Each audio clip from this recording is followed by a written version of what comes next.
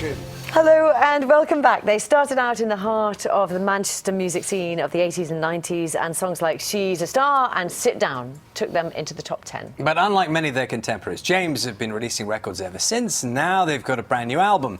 It explores some of the difficult questions, well, some of the biggest questions of all, really? Like life and death. Exactly. How do they keep their sound fresh, and how much have they fallen out over the years? Have you?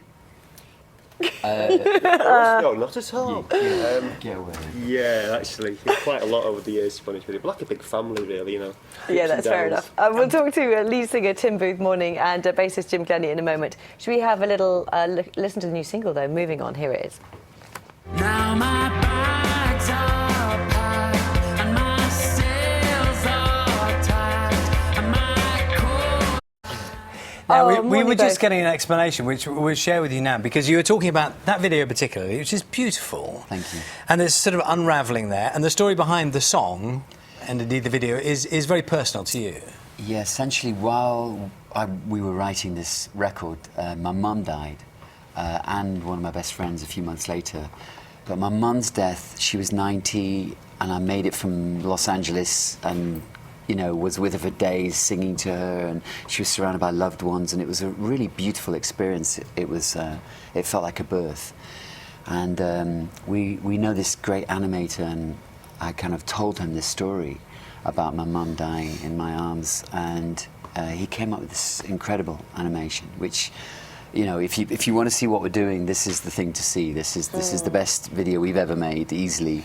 Most of our videos put people off our music. This one will actually, you know, I think he won a BAFTA before for a past video he made. He'll win a BAFTA for this one, or something's wrong. And it's a beautiful song as well. Was it difficult to write a song about your mum and her dying then? Was that or was that something that was important to you to do? It's just what I do. It's not, I don't have any choice. Is that how you explain things to yourself then? I think so. I think it's how I process things unconsciously. I tend to wake up at 5 o'clock in the morning with the words going around in my head, and have to get out and stay half asleep and write them down, and that way I don't censor it. It's been harder to sing them later. That's been a problem. But not much of a problem, because our audiences are very forgiving, and I just tell them what's going on, and if I burst into tears, they're okay with it. And tell us about the practicalities of work, because you don't live near one another at all, do you? You're literally thousands of miles apart. You're scattered all over. So where are you? I'm in the Highlands of Scotland. There's only Larry who lives in Manchester anymore. Poor old Larry, stuck on his own here. Right. Tim lives in California.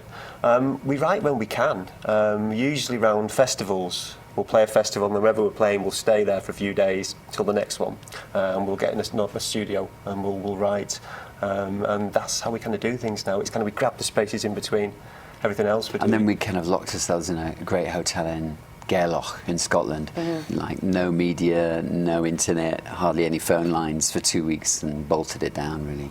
Tell us about those decisions, because you live both of you sort of live in the middle of nowhere. Is that a fair description? Yeah, I live in a national park with mountain lions, and we had a bobcat living under our house, which is like a little small leopard, and coyotes every night outside our door, and he lives, wild of Scotland. Yeah, middle of nowhere in the Highlands of Scotland.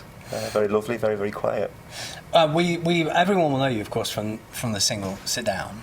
And people have different attitudes to songs that, are those moments in time, give you a kind of reference point, almost for the rest of your career in a way, because people might know that song, not know any of your other work. Yeah. Is that a thing over time you get to love more, because it's a way into your music? How do you sort of feel about a song like that? Well, luckily for us, we had like 17 hits, and in different countries different songs became the big song. So in America they've never heard Sit Down. Really? And in South America it's getting away with it, in Greece it's getting away with it, in Portugal it's sometimes. So you get to vary it. You don't, here, yes, it's Sit Down. But every band has a song that breaks the door down, and Sit Down was the song that kicked the door down for us here. So we appreciate that. Let's have a look at some of those songs, shall we?